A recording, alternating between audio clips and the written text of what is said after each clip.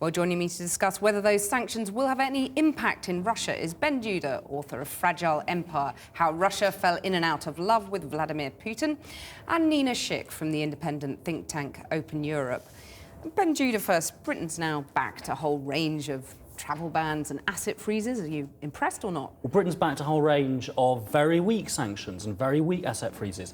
Vladimir Putin made a bet 3 weeks ago that David Cameron and his associates would never cut off Putin's oligarchs from London, from their homes, from their bank accounts, from their country estates that they now own. And what David Cameron and his party have done over the past 3 weeks is everything to prove Vladimir Putin right. Well, hang on a sec. EU sanctions now extend to 33 individuals, some of them pretty key. Britain in the First Cold War would be lockstep with the United States, not lockstep with Bulgaria and Spain. And the United States has imposed tough sanctions on Putin's real power brokers, Putin's mafia clique from St. Petersburg that rule the country. What has the EU done? It's imposed sanctions on the second 11, the third 11, the fourth 11, people that don't actually have assets in the West. Nina Schick, is that true?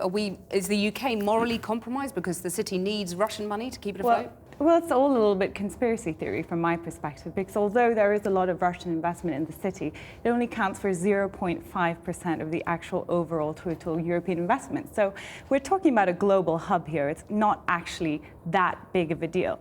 Secondly, the reason why the EU hasn't been able to take stronger measures on Russia is not to do with David Cameron. In fact, the UK has been one of the most hawkish countries. It's to do with 28 different member states all having different viewpoints and different economic and political relations with Russia that mean that consensus on the next steps are difficult. So it's certainly not to do with the UK. But we know from that government document that was spotted wending its way up Downing Street that, you know, that the UK didn't want to support trade sanctions. Well, yes, Kathy, and a lot has been made of that document, but that was only the opinion of one advisor. Why don't we actually listen to what David Cameron has actually said in the discussions in Brussels over the past few days?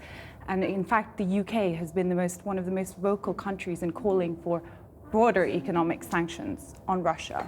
Well, the UK is hiding behind other European states in its unwillingness to impose unilateral sanctions. Britain could and Britain should impose unilateral sanctions following those of the United States on Putin's clique, and claiming that we can't do this because Bulgaria will veto it in the European Council is undignified of Britain.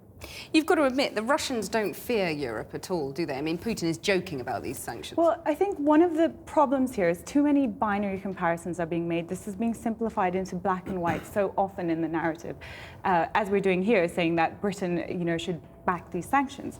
But the Ukraine was faced with a choice between Russia and the EU. And what the EU didn't do is take into account the historical economic links that Ukraine has to Russia. And if you were to station NATO at the borders of Russia, then an autocrat like Putin, of course, has to act. That's his power base. So therefore, it follows that it's actually much more complex than that. Ben Judah, you're oversimplifying things. Let me tell you what the view is from Kiev. And the view right now from Kiev is that Britain is, in fact, a partner of the Russian elite in its plunder of Russia's assets, and has been a partner of the Ukrainian elite in the plunder of their country's assets.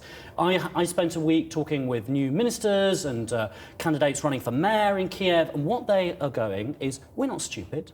We know where the money goes. We know where the money stolen in our country goes. We know it goes to the British Virgin Islands, that it goes to the Cayman Islands, and it goes to London. We want that money back. It was quite shocking for me, but perhaps not if one knows how the city makes its money these days, to realise that the reputation of Britain is at rock bottom in Eastern Europe, and that the moral authority gained during the Cold War has been squandered. Nina Schick, final comment on that? Well, I think then perhaps, as I already mentioned, that's anecdotal, but if you look at the actual facts, not that much Russian money is actually invested in the City of London.